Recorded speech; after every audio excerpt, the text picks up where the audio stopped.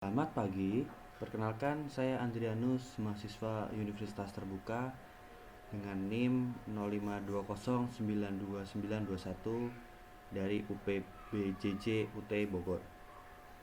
Pada video kali ini, saya akan menjelaskan praktik unit 1 mengenai identifikasi limbah pertanian dan pemanfaatannya.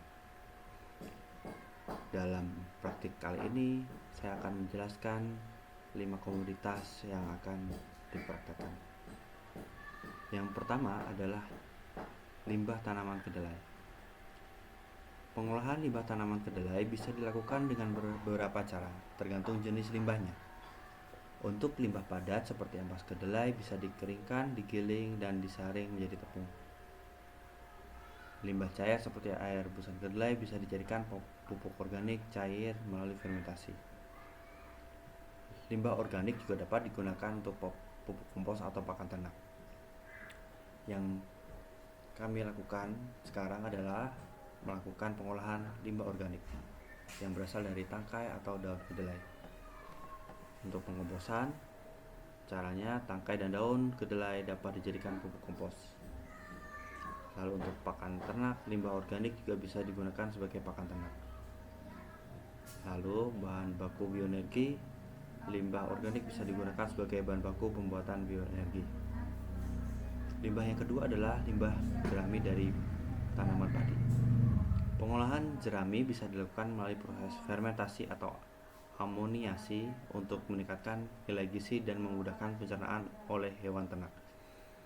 Fermentasi melibatkan penambahan probiotik dan urea, sedangkan amoniasi menggunakan urea untuk meningkatkan kandungan nitrogen. Proses ini memerlukan waktu dan perhatian untuk memastikan hasil yang optimal. Langkah-langkah pengolahan jerami. Fermentasi jerami, yang pertama adalah persiapan jerami. Jerami dipanen dan dikeringkan hingga kadar air sekitar 40-60%. Jerami bisa dipotong-potong atau tidak tergantung kebutuhan. Selanjutnya, limbah yang ketiga adalah kedebok pisang atau batang pohon pisang. Pengolahan kedebok pisang dapat dilakukan untuk berbagai tujuan, seperti pakan ternak, pupuk kompos, atau kerajinan. Berikut adalah beberapa langkah umum dalam pengolahan kedebok pisang. Yang pertama adalah pengolahan untuk pakan ternak melalui fermentasi. Persiapan batang pisang, pilih batang pisang yang segar, bersihkan dari bagian kering dan potong-potong menjadi ukuran kecil 3-5 cm. Penjemuran, jemur batang pisang selama 1-2 hari untuk mengurangi kadar air 60-70%. Penambahan bahan tambahan, campurkan kedebok pisang dengan bahan lain seperti ampas tahu, katul garam, tetes tebu atau gula, dan EM4. Proses fermentasi, campurkan ke dalam drum fermentasi, padatkan dan tutup rapat untuk menciptakan kondisi anaerob atau tanpa oksigen selama 7-14 hari. Lalu selanjutnya adalah limbah daun mangga. Setelah limbah daun mangga, yang terakhir, yang kelima adalah limbah jagung.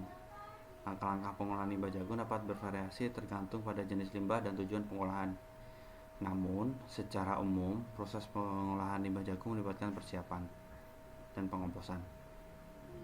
Berikut adalah langkah-langkah umum pengolahan limbah jagung. Pertama, persiapkan atau kumpulkan dan pembersihan. Mengumpulkan limbah jagung seperti kulit jagung, batang daun, dan tongkol. Pembersihan, bersihkan limbah dan kotoran serangga dan benda asing lainnya. Pengkomposan, yaitu jika memungkinkan cacah atau potong batang dan daun jagung untuk mempercepat proses pengomposan. Lalu selanjutnya adalah penyimpanan, simpan limbah yang telah dicacah atau tidak di tempat yang teduh dan terlindungi dari hujan.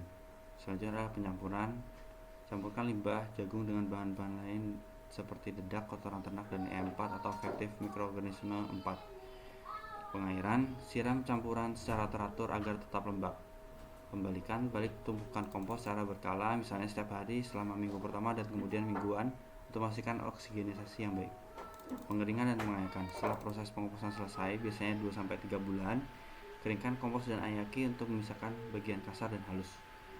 Demikian praktik unit 1 mengenai identifikasi limbah pertanian dan pemanfaatannya. Terima kasih.